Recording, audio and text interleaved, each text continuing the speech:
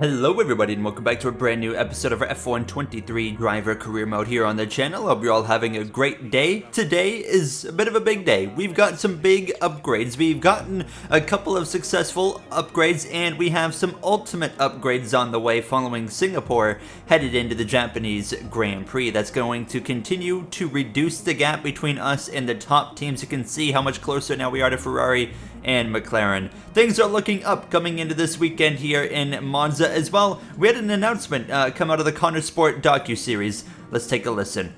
It is no secret that I have been spread a little thin this season.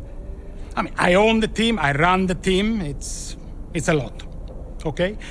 Which is why I will be stepping away from the principal role next season.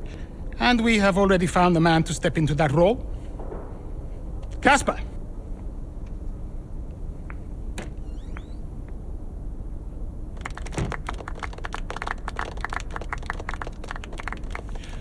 Thank you, everyone.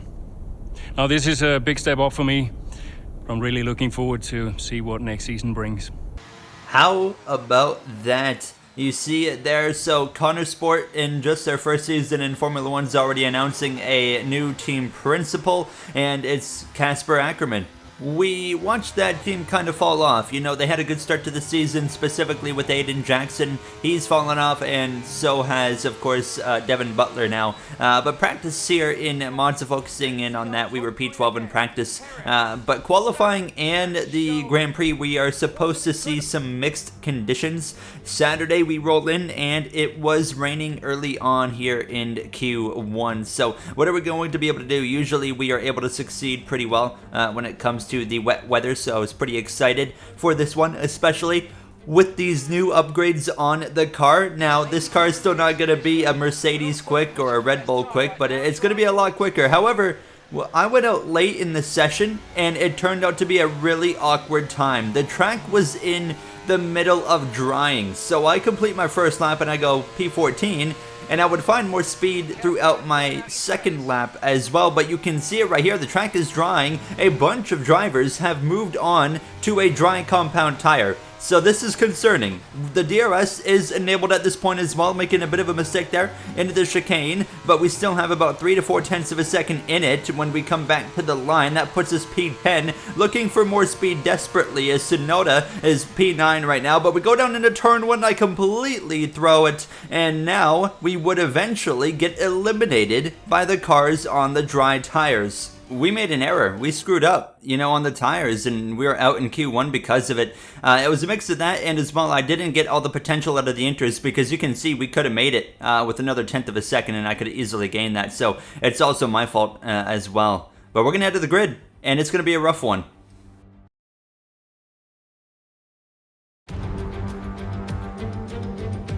A difficult race awaits these drivers here in Monza, but glory awaits too at the Italian Grand Prix.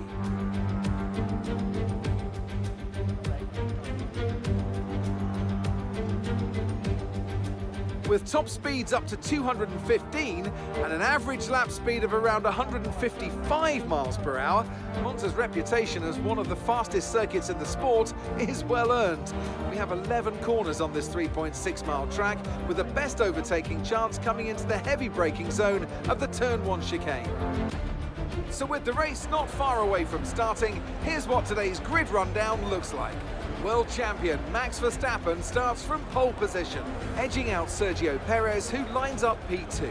As we continue through the rest of the grid today, we have Sainz, Leclerc, Russell, Norris, Hamilton, Albon, Tsunoda, Gasly, Ocon, Oscar Piastri, Bottas, Jackson, Teo Pourchaire, Sargent, Golden Boy, Liam Lawson, Butler, and Ayumu Iwasa.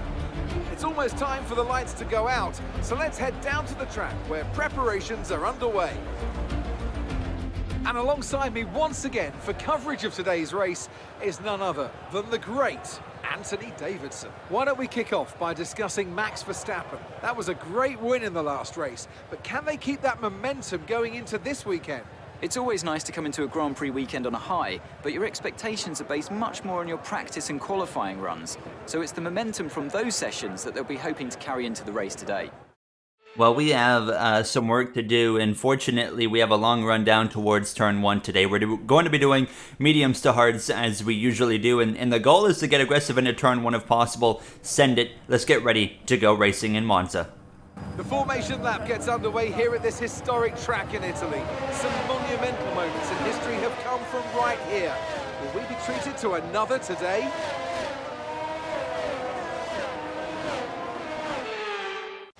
We're almost ready to start the race as the cars take their positions on the grid, with the drivers and teams making their final preparations. All right, team, we brought some upgrades this weekend. We should have more speed, but obviously it doesn't help that we botched yesterday's qualifying. So let's just try to play catch-up and maybe hope for a safety car. Full send today. If we get a safety car around the midway point, we'll be looking good.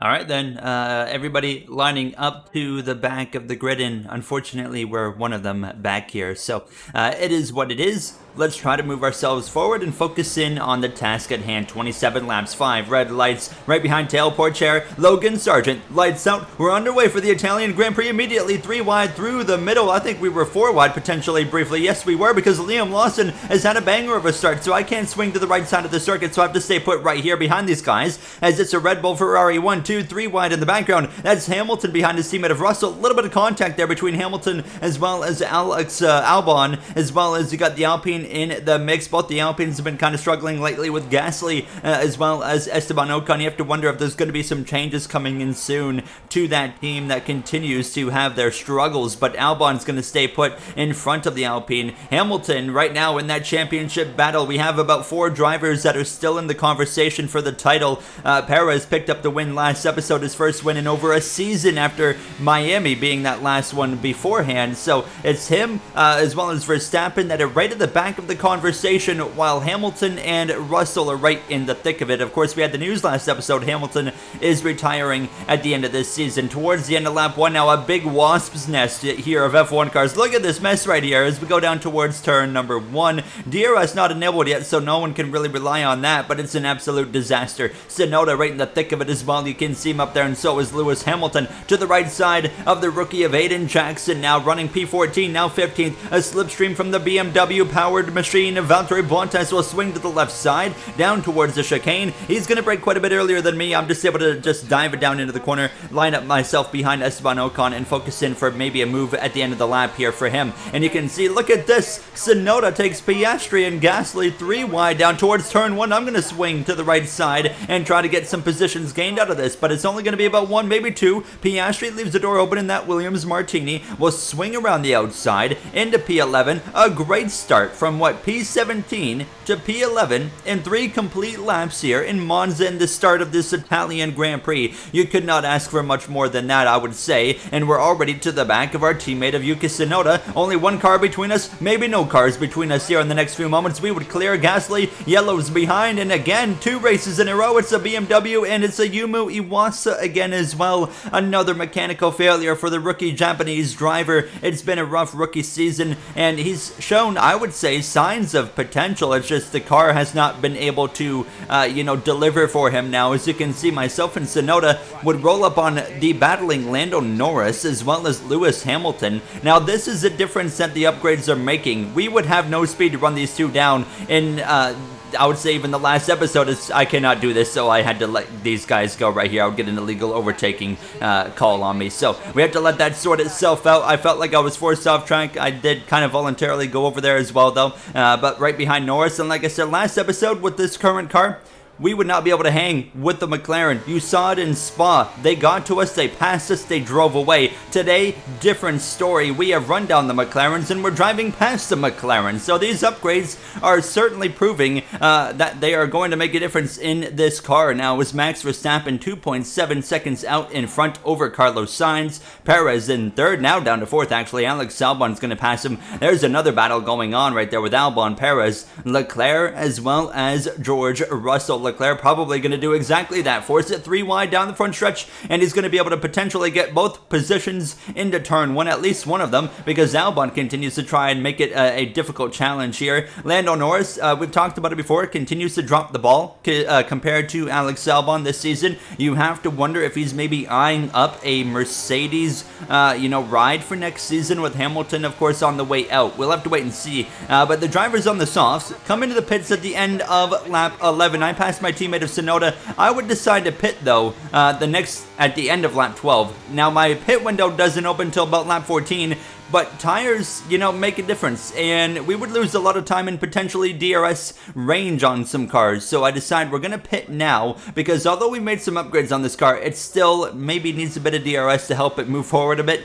So I want to be close to the guys that have already pitted on the softs, because if they have a big gap and they're out of DRS range, it's going to be very hard to get back to them unless they're battling like crazy. So we come in, we put on the hards, we'll come out a little bit further behind than I wanted to. You see Leclerc already long gone down the road. There's Lando Norris and Logan Sargent. Can we keep up with these two? We know we can keep up with Sargent. We dive it deep down into turn 1, and we're already back right here in the mix. We'll pass Sargent here momentarily on the run towards the chicane. It's been a while since we've had a run-in with Logan, but we get past him nonetheless. Deep dive into the chicane. Goodness gracious. Norris is going to get the elbows out here. He's not waiting around. He knows the urgency. He's up the inside of the rookie of the Haas Alfa Romeo driver of Liam Lawson. We'll pass Lawson on the next straightaway with the DRS assistant. So up into P12, waiting for things to cycle out. We repeat 10 now, and Hamilton actually pits before George Russell after Russell was out in front. So Russell and Tsunoda pit a lap later. We're way out in front of Tsunoda, but Russell,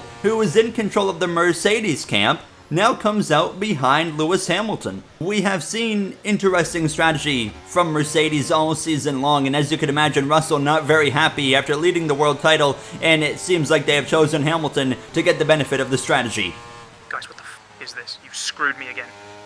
You hear the animated radio from Russell, and he's got some work to do. Hamilton's at the front of that group of cars, and it was now him getting away from Norris and Albon, who are battling down into the chicane, and there goes Albon. Albon off into the gravel. McLarens, did they come together, or was that just a lockup on Albon? We're going to take an immediate look. It looks like it was just a lockup right there. Yeah, Alex logs up into the chicane, goes off into the gravel. A free spot for myself and my teammate of Yuki Tsunoda as well. He would get back going and still remain in the points. But you can see up here, Norris, again, just like Spa, making life miserable for Russell, allowing Hamilton to drive away with less than 10 laps to go in this Grand Prix. And you can see this battle would continue on, but Russell finally gets the job done, but Hamilton is long gone down the road. And now we're going to go through the grid here with just under 10 laps to go in Monza. This has to be the most dominant performance we've seen out of Max Verstappen in quite some time. He's nearly 10 seconds ahead of Carlos Sainz now. And a great day for the pair of Ferrari drivers as well. Leclerc not far off of Perez. Just want to quickly, but in guys, Perez is mentioning a potential loss of power, so that is something we will need to keep an eye on here. I also want to touch on Lando Norris, outrunning his teammate today after Albon went off in the gravel, but there's been some talk that he might be the favourite to go to Hamilton's seat next year. You'd have to wonder what McLaren would do then. Would they try to steal Owen? We know he's capable of winning races with the right car. What about Aiden Jackson? We saw what he was capable of before Connor Sport went into next year's focus. Could they bring him on? I suppose they could. We know he has loads of talent. It sounds like we will get confirmation that there's regulation changes coming next week. So I think that could also play a role in maybe making driver transfers pretty scarce next season. No one wants to risk leaving a midfield team when they could be very fast next year. That'll do it for Through the Grid. And there you have Through the Grid here from this Italian Grand Prix. Verstappen nearly 10 seconds out in front. Ferrari has just shown up big time today. The battle continues between myself and the McLaren of Lando Norris. Now, Norris has that advantage of the medium compound tires, so he's going to have a little bit more grip on the corner entry, especially you can see him try to outbrake me there, but we still nonetheless complete the overtake. The question is, however, can we pull away from Lando Norris? The answer to that one going to be a lot trickier. We'll have to wait and see as time goes on. Of course, it's all about breaking that DRS. Information on Perez, he's got some kind of mechanical issue. He runs P3 right now, so this is going to be interesting to see what he can do. And you can see on the track map, he was already exiting turn 2 and under pressure from the Ferrari. I was under pressure from Norris, who's going to pass us back now. As you can see, actually, this is lap 22. Valtteri Bottas in the BMW. It's just been a bad day for BMW. Bottas locking up just like Albon did in the same corner, goes wide, causes a bit of a stack up. I thought this was going to be a safety car because I thought it was an accident when it was happening live. Realized it wasn't. The battle continues with Norris. He stays ahead though into the chicane, getting a little bit of grass on the right side tires. No worries there. Pierre Gasly with a mechanical failure on lap 24, however, out of turn number 2. He is parked, so it's day over for the Alpine Frenchman. And we continue on with 3 laps to go, just trying to stay within striking distance of Norris, really setting him up for the final lap because I don't want to really pass him beforehand because we'll just be under attack in the DRS zone. So we've already seen how that was going to work. So I was able to stay within range. We start the final lap of the Italian Grand Prix, and Perez had dropped all the way outside of the podium positions. Now we'd gotten passed by both the Mercedes as well, Hamilton and Russell. Perez was making gains again on the championship battle, but instead is going to lose ground due to a mechanical issue slowing his pace here in these closing laps. Now here we go to the back of Lando Norris on the run towards the chicane. Here at the end of sector 1, we're going to dive it up the inside of the British driver, barely staying within the track limits, but we get the job done. We take the position, and up at the front, it was Max Verstappen rounding the final corner. He is going to come through to win in Monza and insert himself right back into this championship conversation. It'll be Sainz and Leclerc, a double Ferrari podium here. Great to see for that team now, who's back towards the front now as the battle continues between myself and the McLaren of Lando Norris through the final chicane. Look at the speed out of Norris as we head down this straightaway. We're going to run him close, very tight to the grass, nearly wheel-to-wheel contact there as we dive down towards this final turn. Who's going to get around here first? Norris on the mediums. He's not able to out traction as he lifts out of the gas. We're going to hang on to P7 here in Monza. In my opinion, not really a true representation of what this car is capable of with the upgrades. You know, we had to work our way from the back of the grid. I think Singapore next episode is going to be a legitimate opportunity to show what this car is made of now. We earn, rightfully, driver of the day. Here we are then, a thoroughly deserved win in Italy after another excellent Grand Prix. Anthony Davidson, what helped them deliver this result, do you think? Well, they certainly stood out as a driver with tons of confidence on the track. I think their ability to keep their cool, even during some of the more hectic parts of the race, meant they were able to capitalise on the mistakes of other drivers, giving them the opportunity to make their way to the top spot with ease. I really hate that we're not a part of the championship conversation this season. We're going to have to wait till season 4 until we know if we have a genuine chance to, fight for our first F1 world title. Of course, it does look like it's going to be a winless season at this point as well. I don't think, unless something crazy happens like Baku again, we're going to be in position to win, of course. So we're going to need some help. Obviously, Monaco, we had an opportunity there, but then everything got thrown away. We lost the lead to Russell, and then the engine failed. So it was just 2 things stacked on top of one another. That threw that one away. So only 1 podium on the season for us. I'm happy that we have made upgrades to the car, and the car felt a lot quicker. It's kind of difficult in Monza and when you're starting from the back. So Monza usually a little bit more difficult too, just in general when it comes to the AI. So I was pretty happy with that run. But I mean, yeah. Even through a full race, we were only a few seconds back from starting from the back from the guys in front of us. We got some speed. Let's take a look at the standings, however. Russell, 18 ahead of Hamilton, 33 and 35 on Verstappen and Perez. It is going to get interesting in these closing races of this bit shorter season of 16 Grand Prix. Mercedes, 50 points ahead of Red Bull. That's going to wrap it up. We head to my favorite Grand Prix, Singapore, in the next episode. Hopefully we can make something happen there. I'll see you guys then. Have a great day, everybody.